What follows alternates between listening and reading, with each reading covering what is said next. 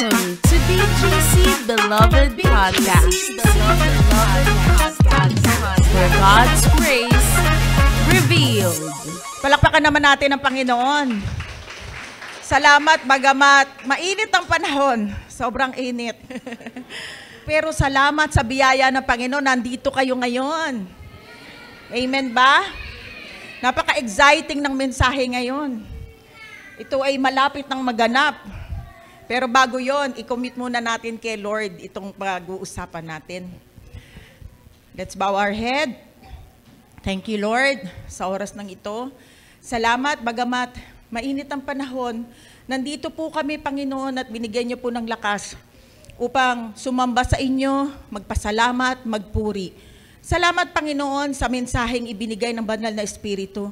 Nawa po ang bawat isa ay matuto. Buksan niyo po ang aming spiritual ears and eyes at itago niyo po ako sa inyong likuran. Kayo po, Panginoon, ang manguna, kayo po ang maitaas. Gawin niyo lang po akong vessel ng mensahe ninyo. Thank you, Lord, in Jesus' name. Amen.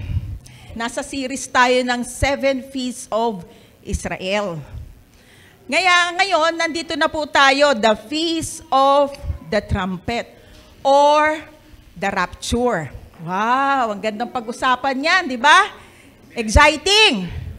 Pero bago yan, mag-konting review muna tayo nung pinag-usapan last week para mas ma-establish natin itong pag-uusapan natin ngayon. So, review. Number 1, the Holy Spirit convicts of sin because it refuses to believe in Christ Jesus. Ano ba yun? Ang Holy Spirit, ang siyang magpapaalala doon sa tao na siya ay hindi makakaabot sa panuntunan ng Panginoon. Sabi nga sa Romans 3:23, di ba? For all have sinned and fall short of the glory of God. Walang makakaabot talaga sa Panginoon. Ngayon, di ba may nag-share sa atin? Yung Holy Spirit, papaalala yung mga na-share natin, yung mga na-sharean tayo, di ba na-sharean tayo ng Word of God? Yun yung seed upang maalala natin, hindi ko pala kayang maligtas. So ipapaalala ng Holy Spirit yun. Makasalanan ang mga tao. Kaya kailangan mo ang tagapagligtas at yun ang Panginoong Hesukristo. Yan yung verse 9. Yung verse 10, ito naman, believers na. The Holy Spirit convicts about righteousness. Ito naman para sa mga believers. May time na nagkakamali tayo dahil nandito pa tayo sa mundo. Tama? Ngayon, ang gagawin ng Holy Spirit, hindi kanya i-condemn. Yung iba, sinasabi, yung Holy Spirit, kinoconvict ako eh. Hindi na daw ako magsisimba kasi makasalanan daw ako eh. Hindi na daw ako magpipray, nahihiya ako sa Diyos. Hindi. Ang Holy Spirit, ipapaalala sa'yo na you are right with God. Matuwid ka na sa harapan ng Panginoon. Hindi na bagay sa'yo ang magkasala kasi anak ka na ng Diyos. Amen? Okay, so hindi na, yung condemnation hindi galing sa Holy Spirit. Ang condemnation ay galing sa dyablo para hindi ka magpatuloy sa Panginoon. So tandaan ninyo, sabihin nyo nga, I am the righteousness of God in Christ Jesus. Kaya napakahalaga na alam natin yung standing natin sa harap ng Panginoon. Kasi kapag hindi mo alam yung standing mo sa Panginoon, iko-condemn ka ng mundo, manghihina ka, unti-unti tatalikod ka sa Diyos. Pero tandaan mo, God loves you so much. Kaya nga siya, hinayaan niyang ibigay ang buhay niya sa krus ng Kalbaryo, alang-alang sa'yo eh. Tatalikuran ka ba niya? Hindi. Amen? So number 3, verse 11. Ang sabi dyan, the Holy Spirit convicts judgment because the ruler of this world has already been judged. Hindi na tayo huhusgahan, hindi na tayo mapapasa apoy ng impyerno. Ang sinasabing judgment dyan, yung si Satanas, talunan na siya. Hinihintay na lang yung tamang oras para ilagay siya sa tama niyang kalalagyan. So, yung verses na yan, una para sa unbeliever, verse 9. Verse 10 para sa believers, and verse 11 kung saan pupunta si Satanas ang kanyang mga kampon. Ang mga hindi kumilala sa Panginoong Hesus. Yan yun. Yan yung ibig sabihin ng verse na yan. Now, napakaganda na maano natin na tayo ay anak na ng Diyos. Hindi na tayo i-condemn ng Panginoon, no? Dahil tayo ay malinis na, ang born again spirit natin malinis na, ang Holy Spirit tumira na sa ating born again spirit. So sabi diyan, we are righteous because of what Jesus has done. Christ's law was written in our hearts, and the result is yung fruit of the Holy Spirit. Sabi diyan, righteous na tayo dahil sa ginawa ni Kristo. At ang law ni Kristo, inilagay na sa puso natin. Hindi na yung, wag mong gagawin yan, wag mong gaganituhin yan, bawal yan, bawal yun. Hindi na natin yun magagawa. Bakit? Nasa puso na natin yung Christ law. At ito yung mga bunga. Galatians chapter 5 verse 22 to 23. But the Holy Spirit produces this kind of fruit in our lives. Makikita to sa buhay natin. Magmamanifest ito sa buhay natin. Ano-ano yun?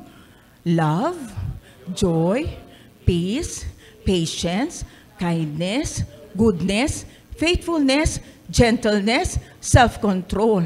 There is no law against these things. Nilagyan ko ng parenthesis ng Mosaic law. Kasi si Pablo ang nagsasalita dyan. Ano ba yung Mosaic law? Mosaic law, yun yung binigay ng Panginoon na 10 commandments kay Moses. At kasama doon yung 603 pa. So in total, 613 laws na dapat sundin at gawin ng mga Israelita. Pero salamat tayo ay under sa biyaya. Amen? Dahil nasa biyaya tayo, may bunga. Yan. Yung fruit of the Holy Spirit. Alam niyo ba, yung hindi makakasunod sa Mosaic law, may curse na kapalit. Kapag hindi ka nag-obey, pag nag-disobey ka, may kapalit na curse. Curse, sumpa. May isusumpa ka pag hindi mo natupad yun. Pero salamat, under grace tayo. Nasa biyaya na tayo.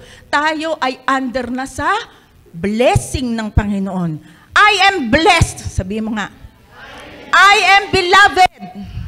Kaya nga, ang ganda ng pangalan ng church natin, di ba?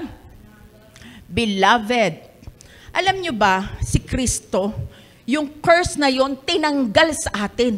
Wala nang curse sa atin. Tingnan natin sa Galatians chapter 3 verse 13. Christ redeemed us from the curse of the law. So we are blessed. Amen? Blessed na tayo. Dahil tinanggal na ng Panginoong Hesus yung curse sa atin. Sabi diyan, by becoming a curse for us. Sa krus ng Kalbaryo, siya yung naging curse. Sabi diyan, curse is everyone who is hung on a pole. Lahat ng ihahang unang panahon sa cross, sumpa yun. Kasi sumpa ng kamatayan. Inalis na tayo dyan ng Lord. Amen? Di ba masaya? O masayang masaya? At minsan nadudupilas tayo. Pero hindi na tayo yun. Kaya magpapaalala ang banal na Espiritu sa atin pagka nagkakamali tayo. Uy, anak ka na ng Diyos, di na yan bagay sa'yo. Yeah? Anak ka na ng Diyos. Kaya ikaw naman, uncomfortable. Di na nga ako ito. Ay, Lord, thank you. Pinatawad mo na ako. Di ba?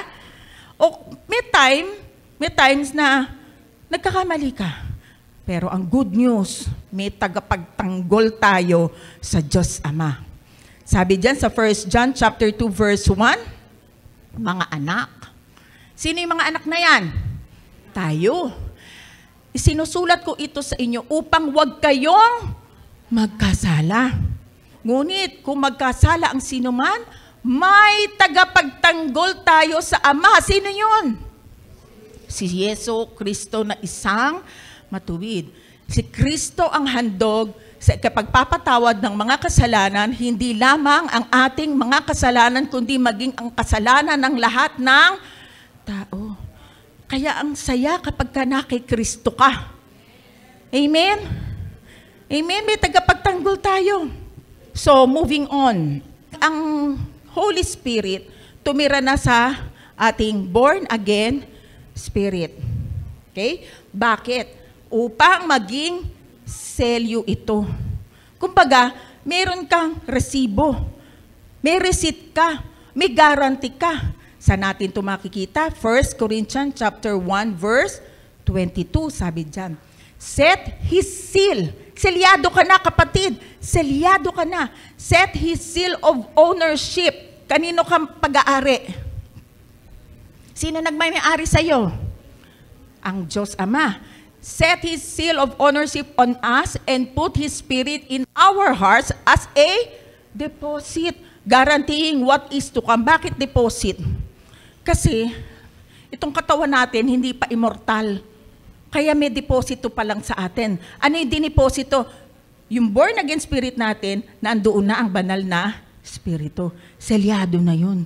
Kaya hindi ka na kayang kantiin ni Satanas. Amen? Hindi ka na kayang, halika, lahin kita sa impyerno. Hindi na, selyado ka na. Amen? Next, Ephesians chapter 4 verse 30, sabi dyan, and do not grieve the Holy Spirit of God. Grieve.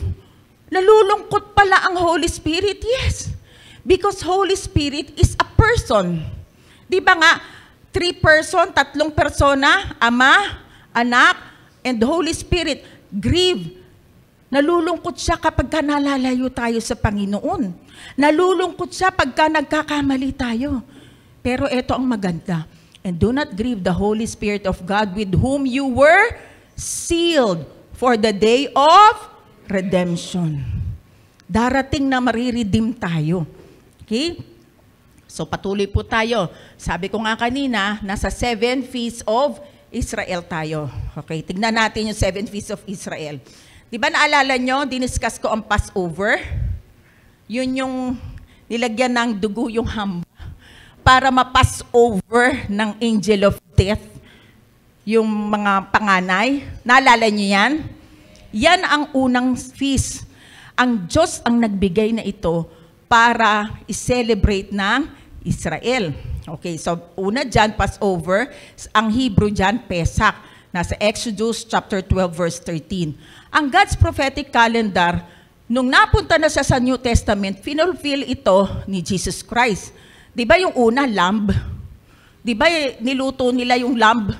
Kinain nila yon. Pero pagdating sa New Testament, yung death of Jesus Christ yun.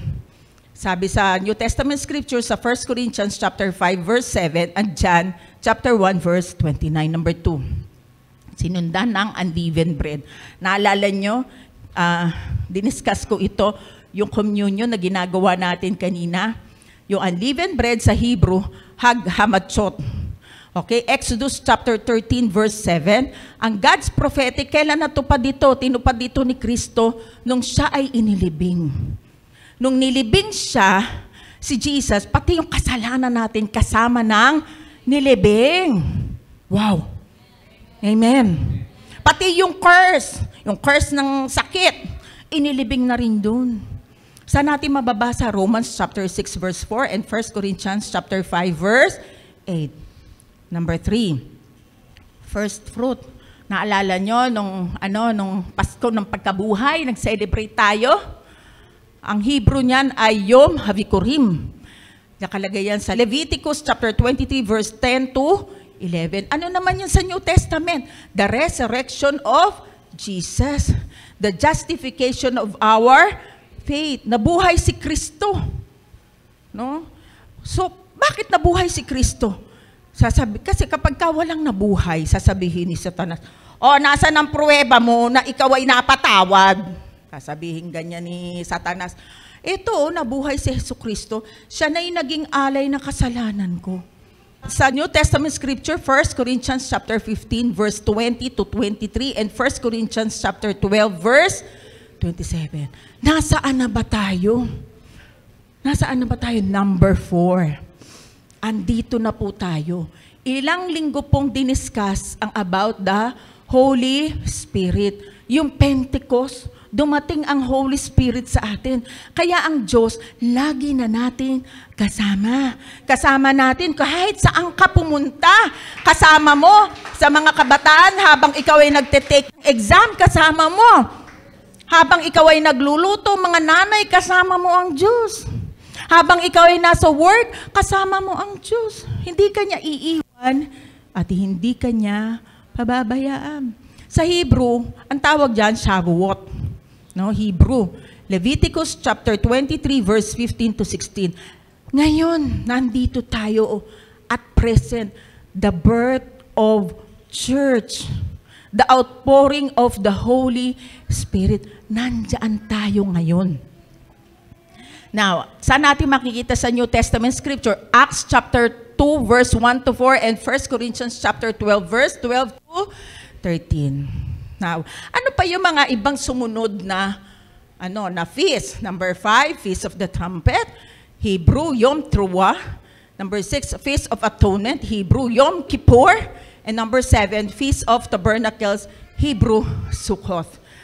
Exciting ang pag-uusapan natin ngayon. Amen? Kasi nasa church age na tayo, ano ang susunod na event sa ating mga Kristiyano? Okay, so next, ang pag-uusapan natin, ito kasing base. Ngayon ay nasa base 5 na tayo.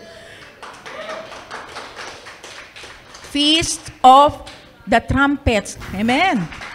Palakpakan natin si Lord. Ayan na eh. Hinihintay na lang natin yung pagbabalik niya. Amen? Sa totoo lang, yung init, wala ito dati. Hindi kasing init ito dati. Pag sinabing summer, carry lang. Pero ngayon, grabe. No, miski yung mga aso nagkakasugat sa katawan dahil sa init. Nararamdaman nyo yun? Nag-iiba na ang panahon. Nag-iiba na ang mundo. Tingnan natin yung timeline. God's prophetic timeline. 7 Feasts of Israel. So, makikita nyo, nandiyan na tayo sa church age. And then, rapture. Tapos, ano susunod? 7 years of tribulation. Diyan sa tribulation, magkakaroon talaga ng taghirap. No? Tribulation. Yung bantipong hindi ka na makakakain. Magkakaroon na ng sobrang giyera.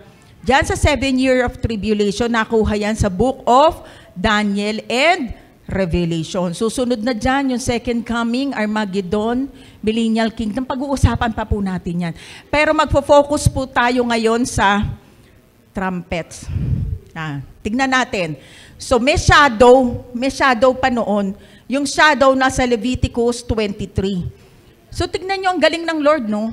Old Testament pa lang, sinasabi na niya kung ano mangyayari sa atin. Tapos nagaganap ngayon. And I believe na itong generation na to, tayong generation na to, ang makakarinig ng trompeta na yon. Amen. So tignan natin yung Leviticus chapter 23, verse 23 to 25. Then the Lord spoke to Moses, saying, Speak to the children of Israel, saying, In the 7th month, on the first day of the month, you shall have a Sabbath rest, a memorial of blowing of trumpets, a holy convocation. You shall do no customary work on it, and you shall offer an offering made by the fire to the Lord. Tingnan natin yung English Standard Version. Mid-September, tingnan ninyo, doon sa NKJV, hindi binanggit yung September. Magkaiba sila. Bakit ganon, Pastora, mid-September? Alam nyo ba, iba yung calendar na ginagamit natin sa calendar na ginagamit ng Hebrew. Ang September sa kanila, pang 7. Ang September sa atin, pang 9.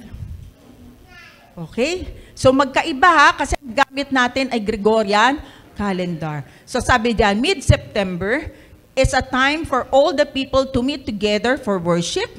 It is a time of remembrance and is to be announced by loud blowing of trumpet. Don't do any hard work on that day, but offer a sacrifice by fire to the Lord.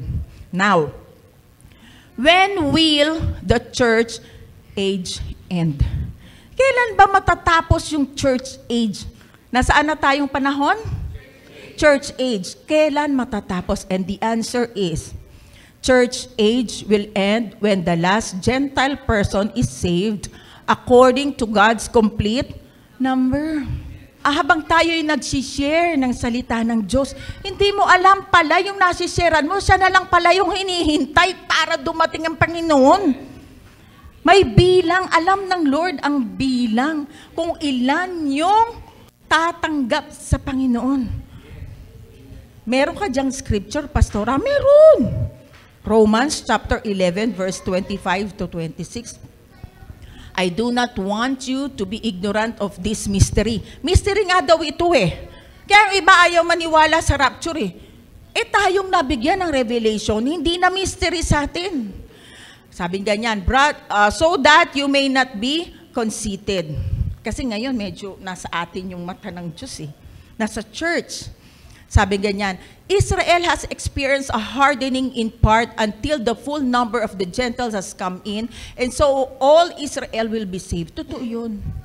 Siguro 5% lang ang naniwala pa ngayon kay Jesucristo sa Israel. Mga 90 to 95, hindi pa rin sila naniniwala na dumating na ang Panginoon. Pero may mga naniniwala na, pero hindi pa ganun karami. Siguro mga 5 to 10% lang. Okay? Sabi diyan sa Tagalog, mga kapatid, hindi ko nais na kayong mga hintil ay maging mataas ang tingin sa sarili. Para kanino ngayon ang tingin ng Diyos? Nasa church. Sino ang church? Tayo.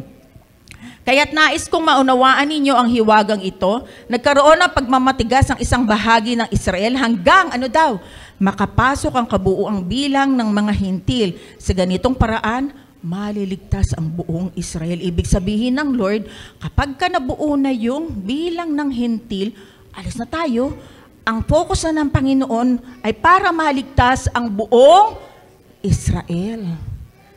Naunawaan po? So ngayon, nakafocus sa atin. Pag inalis na tayo, ang mata ng Diyos mapofocus na sa Israel. Now, sabing ganyan, kailan ba yung blowing of trumpets na yan? Ano ba yung susunod after ng Shavuot? Ano ba yung susunod after ng church age? 1 Thessalonians chapter 4, verse 16 to 18, sabi dyan, for the Lord Himself will come down from heaven. Yung una, nasa clouds lang siya.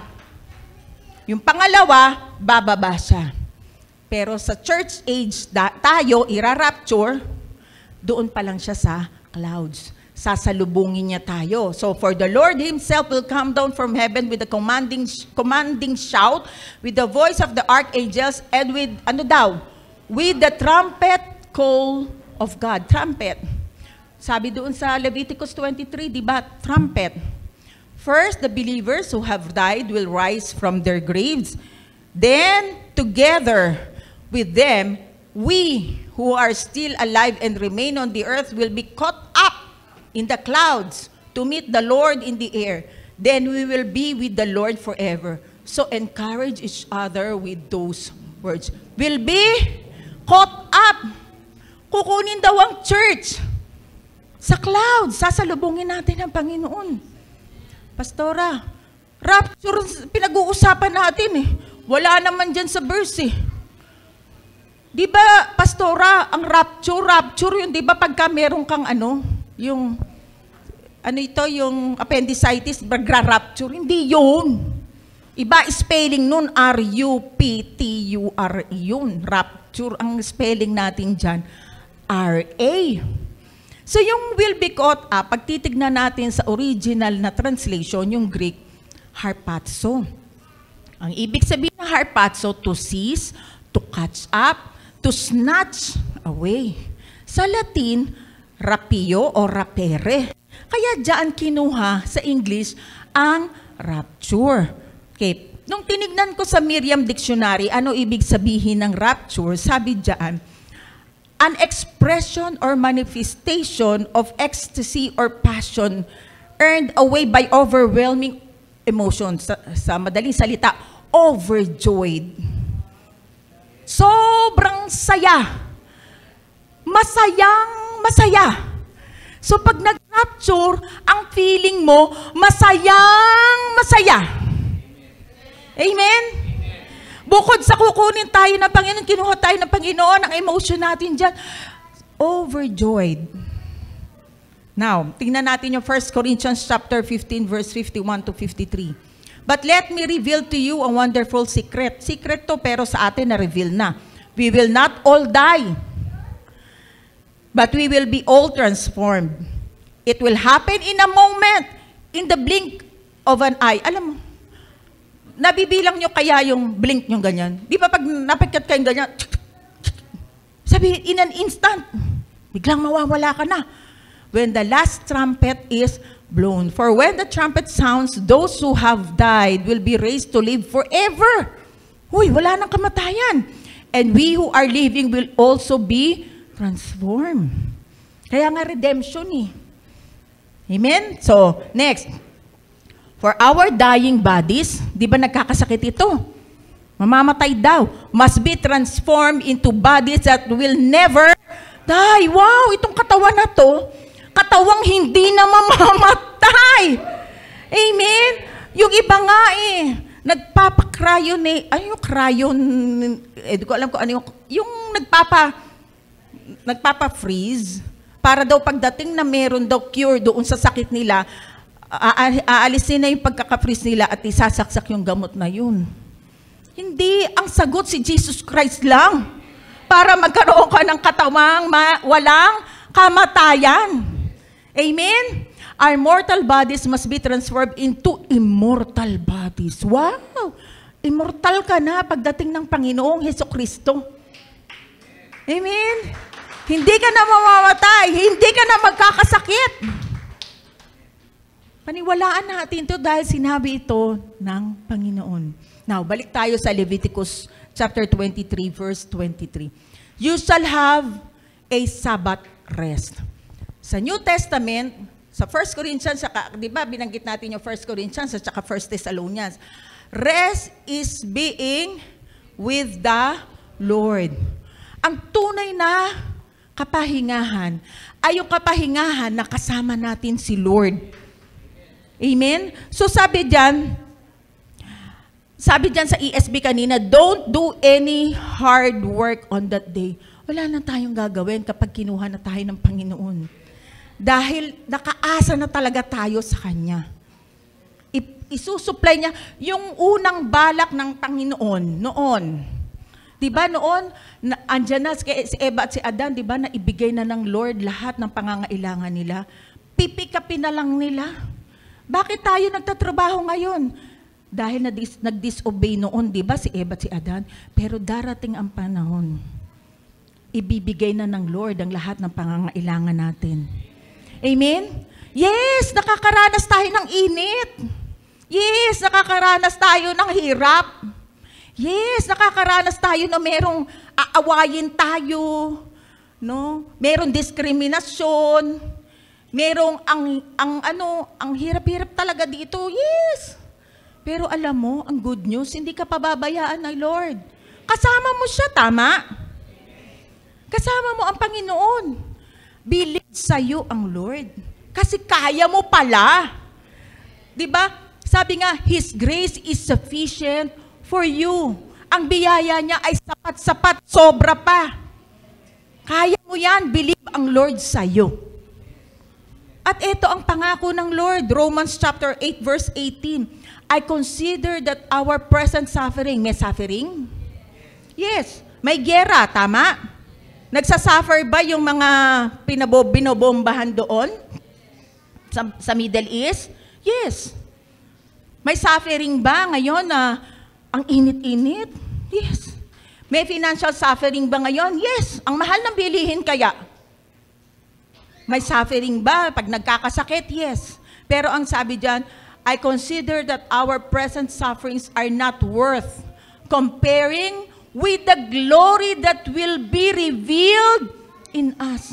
Hindi daw makukumpara yung suffering na nararanasan natin sa glory na darating. Amen? Okay lang yan. Kaya mo yan dahil sapat ang biyaya ng Panginoon. Go! Don't throw in the towel. Huwag kang mag-quit. Sinasamahan ka ng Panginoon. Sabi diyan sa Tagalog, para sa akin ang mga paghihirap sa buhay na ito. Kasi si Paul, nakaranas din ng paghihirap. Pero nagpatuloy siya kahit siya ay pinatay. Nagpatuloy siya. Bakit? Hindi siya nakatingin sa hirap. Nakatingin siya sa glory na darating. Nakatingin siya kay Jesus. Sabi diyan, para sa akin, ang paghihirap sa buhay na ito ay hindi maihambing sa napakagandang kalagayan na mamapapa sa atin balang araw. Tayo na yun. Tayo na yung generation. Buhay na makakarinig ng trompeta ng Panginoon. Ikaw lang. Kaya natin ito dahil sa biyaya ng Panginoon. Walang susuko dahil si Jesus hindi sumuko sa atin. Number 2, sabi diyan, a memorial blowing of trumpets. We will gather in the air in the last trumpet. No, pagka narinig natin yung trumpet, Christian, maririnig nyo yun. Kayo lang. Hindi buong mundo, kayo lang. Dandadadan, ako, ito na si Lord, susunduin na kami. Yes, overjoyed. Rapture. Ganun yun eh. Yung shofar, alam nyo yung shofar sa Israel? Ano yun eh, horn ng hayop, yung sungay. Iboblow nila, pero ngayon, from the Lord na. Okay, next, number 3, a holy convocation. We will be with the Lord forever. Ano ba yung convocation? Nagsasama-sama tayo. Mag-gather tayo. And number 4, you shall offer an offering made by fire to the Lord. Nung time na yon, ang Israelites mag-o-offer ng lamb. Pero tayo tapos na. May lamb na na-offer. Sino yung na-offer na yun? Si Jesus. Tapos na yung offering natin. The offering by fire is the finished work of Christ. Tapos na yan. Natapos yung Leviticus 23 na tupad ni Kristo. Amen? Now, tignan natin itong itong timeline na ito. Andiyan tayo, present church age. Tapos, rapture of the church. Pagdating sa taas, inakyat na tayo ng Panginoon, judgment seat of Christ. Oy, hindi ka huhusgahan na ng Panginoon. Ibig sabihin lang ng judgment seat of Christ, be ma-judgment. Kung ano ang ginawa mo sa Panginoon, ire-reward niya yon. No, tayong lahat ligtas na, lahat ng nanampalataya kay Jesus ligtas na. Pero pagdating sa taas, kung ano motibo ng puso mo, bibigyan ng parangal ng Panginoon. Amen? And then, magkakaroon ng marriage supper of the Lamb. May kasalan. And then, inakyat tayo, tapos nilaktawan natin yung 7-year of tribulation. So, dyan sa 7-year of tribulation, sobrang hirap. Sino makakaranas niyan? Yung mga naiwan. Yung mga hindi nakasama sa rapture. And then, millennial, pag-aaralan natin yan, final judgment, and then, eternity. So, praise God. Purihin ang Panginoon. Now, saan tayo naniniwala? Dahil naniniwala tayo sa biyaya ng Panginoon na mahal tayo ng Panginoon, na hindi tayo sasaktan ng Panginoon. Meron kasing 3 views ang rapture. Una, pre-trib. Ang ibig sabihin ng pre-tribulation, bago mag-tribulation, kukunin na tayo. Mid-trib, ibig sabihin, middle tribulation, doon sa gitna. Nakikita niyo po ba yung 7-year tribulation, may gitna? Doon daw kukunin ang church, doon sa gitna. Tapos meron din paniniwala na post-trib o post-tribulation. Yun daw, pagdating daw doon sa dulo, bago daw bumalik ang Panginoon, kukunin ang mga mananampalataya. Saan tayo dyan? Naniniwala tayo sa pre-tribulation. Kasi hindi na tayo naniniwala na ang Diyos sasaktan pa tayo. Amen? So, tignan natin. Why we believe on pre-trib? Number 1. Because the church is not appointed unto wrath. Hindi na tayo pupunta pa sa wrath, kaguluhan. 1 Thessalonians chapter 5 verse 9. For God did not appoint us to wrath, di ba? But to obtain salvation through our Lord Jesus Christ. Tagalog, sapagkat hindi tayo itinalaga ng Diyos para sa kaparusahan, kundi para sa pagtatamo ng kaligtasan sa pamamagitan ng ating Panginoong Jesucristo. So kapatid, hindi ka na mahihirapan pa. Amen? Trust God. Trust God. Paniwalaan mo kung anong sinabi ng Panginoon. Okay, ano ba yung wrath, Pastora? Yung wrath na sinasabi diyan ay makikita natin sa Book of Revelation. Yun yung mangyayari sa mundo. Sa chapter 5, mababasa nyo yan sa 7 seals. Chapter 8, yung 7 trumpets. Chapter 16, 7 bowls. Yan yung mga mangyayari. Pagka nabasa mo yan, totoo ba talagang mangyayari ito? Mangyayari. Dahil wala pang sinabi ang Diyos na hindi pa nangyari. Lahat na nakalagay sa Old Testament nangyayari sa New Testament at patuloy pang mangyayari. Yan yung tribulation na dadaanan ng mga taong wala pa kay Kristo. Kaya nga share na. Ayain nyo na yung kaklase nyo, ayain nyo na yung kaibigan nyo, kamag-anak nyo nang wala pa kay Kristo. Mahal nyo sila, di ba? Ayaw nyo silang hindi malaman ang magandang plano ng Panginoon sa buhay natin. Okay, number 2, why we believe on pre-trib. Number 2, because the church is no longer mentioned from Revelation chapter 4, verse 1, and chapter 21, verse 8. Pag binasa nyo yung Book of Revelation, mayroong chapter na hindi na binanggit yung church. Okay. The church was mentioned only in Revelation from Revelation chapter 1 to 3. Doon lang binanggit yung church. Tingnan natin yung Revelation chapter 1 verse 11. Write on a scroll what you see and send it to the 7 churches. Ito yung mga church. Ephesus, Smyrna, Pergamum, Thyatira, Sardis, Philadelphia, and Laodicea. Sabihin, mga churches yan. Churches yan na nag-umpisa noon, na ngayon, hanggang ngayon, nandito na tayo. Church tayo. Okay? So binanggit yan sa Revelation chapter 1, verse 11. Tapos, nagtapos iyan sa Revelation chapter 4, verse 1. Sabi dyan, after these things, ano ba yung after these things referring to Revelation 1 to 3? Ibig sabihin, church things. After these things, I look and behold a door standing open in heaven. Ibig sabihin, yung Book of Revelation, mayroong pagitan na hindi na binabanggit ang tungkol sa church. Kailan uli binanggit ang church? The church was mentioned again as the bride after the 7 years great tribulation. So nabanggit uli yung church nung tapos na yung tribulation. Revelation chapter 21 verse 9 and Revelation chapter 22 verse 17. So ano uli? Bakit tayo naniniwala sa pre-trib? Number 1, because the church is not appointed to wrath. Hindi na tayo paparusahan pa ng Panginoon. Number 2, because the church is no longer mentioned from Revelation chapter 4 verse 1 and Revelation chapter 21 verse 8. Now, what are the sequence of events during rapture? Ano ba yung pagkakasunod-sunod ng sequence of events during rapture? Next week. Next week. Pag-uusapan natin next week. So, come back. Magdala pa kayo ng mga kaibigan nyo, kamag-anak nyo.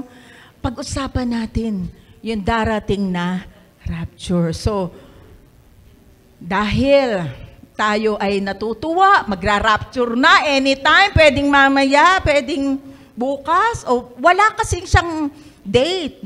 Basta't makumpleto lang yung bilang ng hentil, rapture na.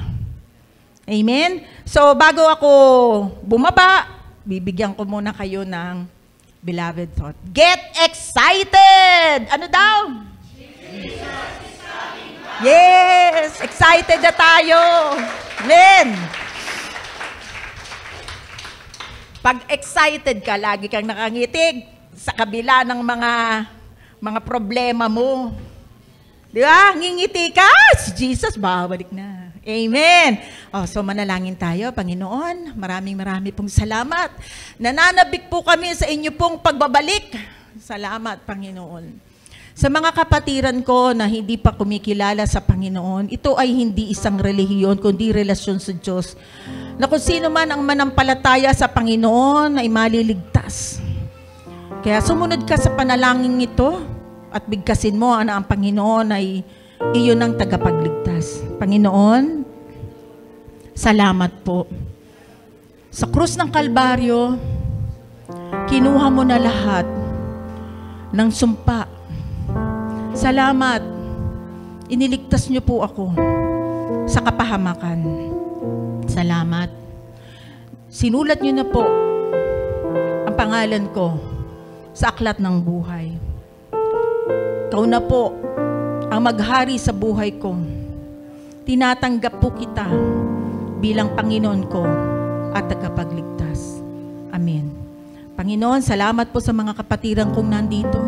Pagpalain niyo po ang kanilang buhay dahil ang pangako niyo na habang kami ay nandito sa mundo, bagamat meron kami kinakaharap na krisis, hindi niyo po kami pinababayaan. Ang biyaya niyo ay sobra-sobra, hindi lang sapat, kundi nag-uumapaw. Thank you, Lord, believe kayo sa amin. Dahil, Panginoon, kung hindi dahil sa inyo, hindi namin magagampanan ang dapat naming gampanan. Salamat sa biyaya ninyo, Panginoon. At nag-e-expect po kami ng marami pang pagpapala mula sa inyo. Salamat po, in Jesus' mighty name. Amen. Thank you for listening. This is PGC Beloved Podcast, where God's grace revealed.